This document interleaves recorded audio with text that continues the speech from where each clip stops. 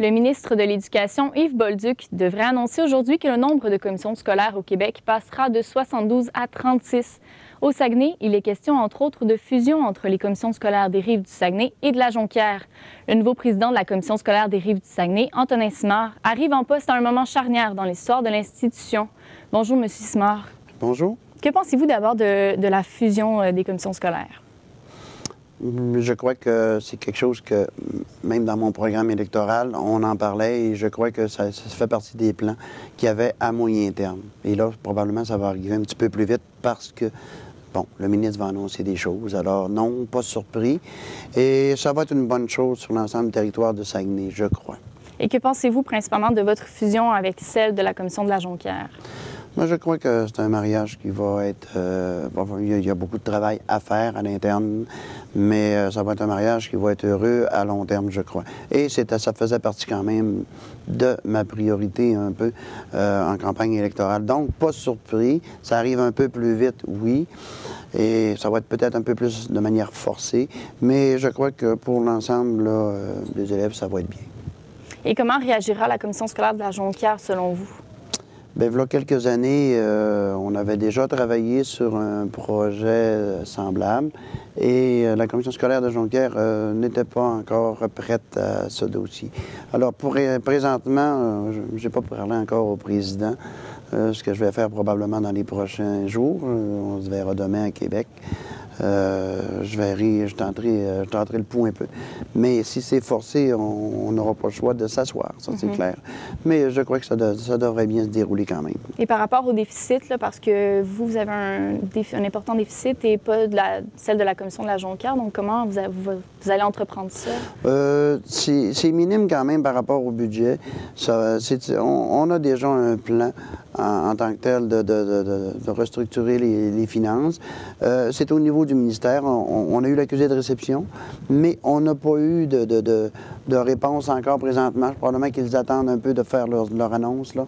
Mais on est en cheminement pour redresser la situation correctement dans les 2 prochaines années. Ça, c'est clair. Et là, M. Éric Bergeron vient d'être élu président de la commission scolaire de la Jonquière et vous, président de la commission scolaire des Rives du Saguenay. Comment on voit l'avenir un peu là, pour votre poste, notamment? Je crois qu'Éric est dans la même situation que moi. Nous verrons demain. Ce qui arrivera quand je dis demain, c'est que pour l'instant, je suis président encore de la commission scolaire des Rives du Saguenay. J'ai un devoir à faire.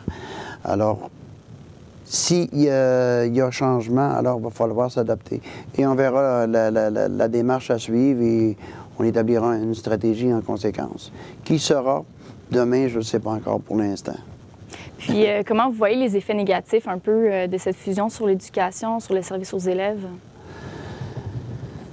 L'effet négatif, c'est que moi, le danger que je vois, c'est tout simplement parce que faut pas trop... on va grossir les structures, mais il faut pas s'éloigner du jeune en soi, là. Oui, on veut donner plus de pouvoir aux écoles. Ils en ont déjà beaucoup. Et il faut travailler à leur en donner davantage. Mais il faut que ce soit de façon correcte aussi pour ne pas handicaper non plus les services à l'élève proche de l'école. Si on charge trop le directeur ou... si on charge trop le directeur de charges administratives, que fera-t-il pour s'occuper des jeunes? Là, il va avoir un peu moins de temps. C'est l'important, un directeur d'école, de s'occuper de ses enseignants, le projet éducatif, et des jeunes, là, c'est tout ça. Si on lui donne des charges lourdes en administration, il n'y aura plus le temps de s'occuper de ça. Alors, ça va être un petit peu la zizanie, je crois, à moyen terme. Alors, je pense qu'il va falloir être prudent là-dessus. Là. Et si on avait à couper dans des services, lesquels seraient coupés, là? C'est difficile parce qu'on n'a pas fait d'évaluation. Tous les services, quand il y a une coupure, c'est jamais agréable. Il n'y a pas un service pour moi qu'on devrait couper.